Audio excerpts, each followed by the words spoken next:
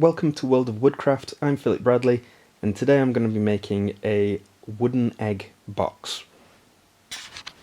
So I'm using spalted alder, and I'm finding the centre point here by creating an X, and then I'm going to indent it just so I can locate where it should go. I'm putting a stem centre in my chuck, and then pulling up the live centre on the back, and I'm going to make sure that I've got full clearance.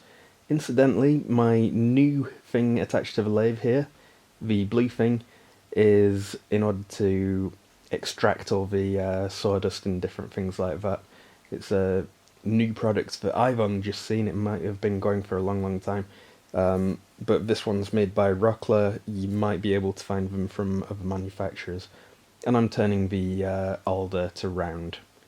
The spalting, the little black veins running through it that make it look a little bit marbly, that's caused by fungal growth within the tree after it's been felled. The ideal is to get the wood looking really interesting without the wood rotting. And I think that this piece of alder's fairly good.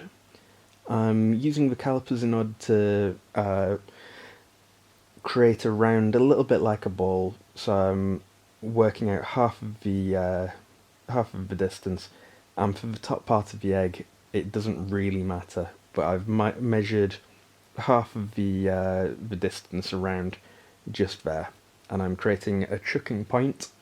I'm going to use the skew chisel to create a sharp cut in here, and then you'll be able to it just makes it for a much better finish later on, and I'm going to part that off later on, so I'm not wanting to weaken it too much at the moment. I'm going to make a chucking point on the other end of the box here, but I just went down a little bit.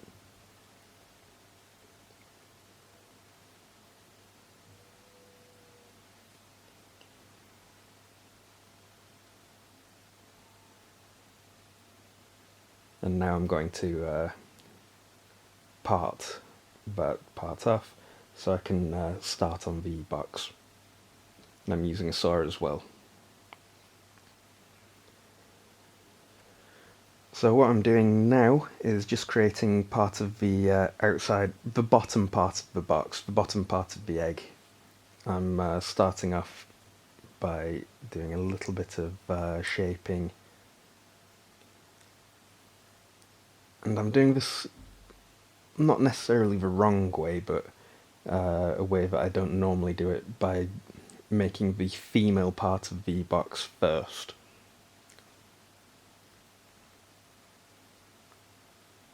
So that indentation on the face side, that's going to be where the top of the box finds its location.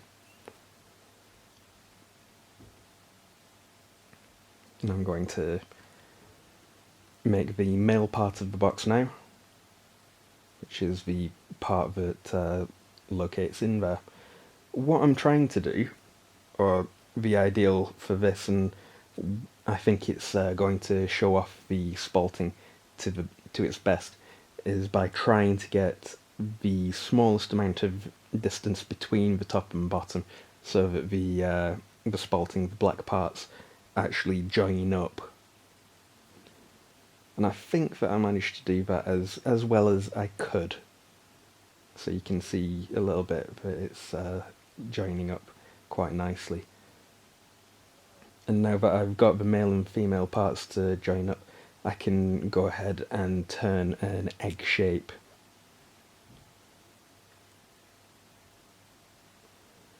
I want to keep some of the wood on each side, which will help me later on. So I still want to be able to chuck up, because I've got to hollow out the box. I've not done that yet, but I can get roughly to the stage that I want to be in getting this thing egg shaped.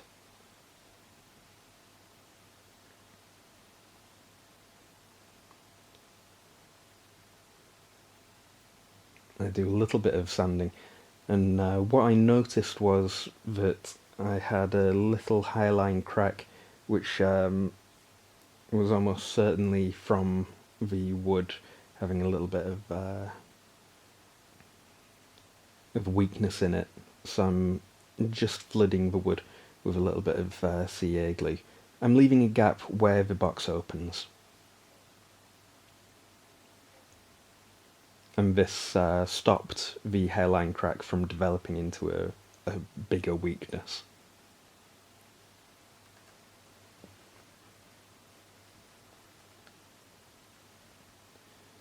And I'm using this opportunity just to run through the grits of the sandpaper.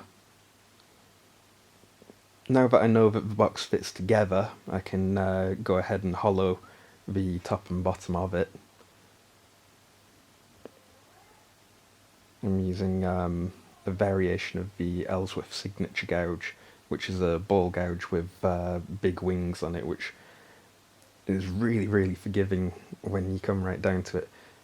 But I use it for scraping the inside of the box as well as a normal ball gouge, and I can hear the difference in tone as the wall thickness gets thinner and thinner.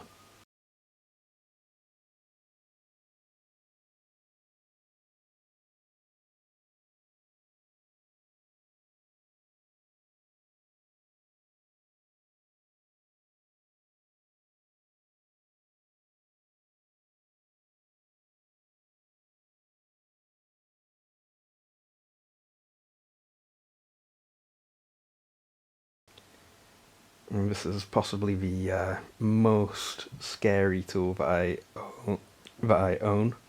Um, it's a regular spindle gouge that's just been sharpened to a ridiculous angle, but it's fantastic for this kind of work. I'm not going to part all the way through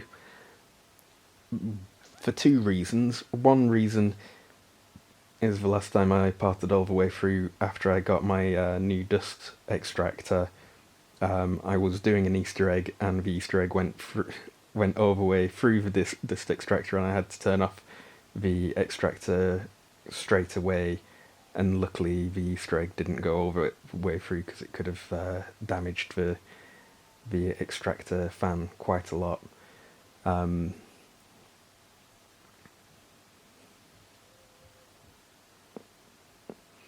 but also, it's a lot easier to part it part of the way and then finish it off later. So here I'm finishing off the bottom part of the egg, and again I'm going to leave it a little bit with a nubbin there that I can finish off later.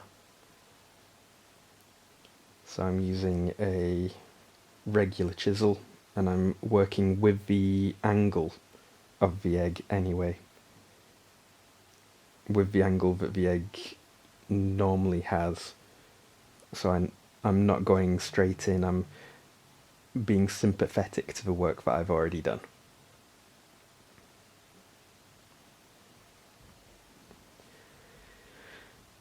In hindsight, I should really, really sharpen my chisels.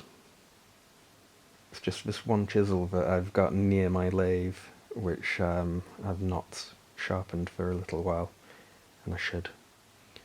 So I'm sanding through the grits again.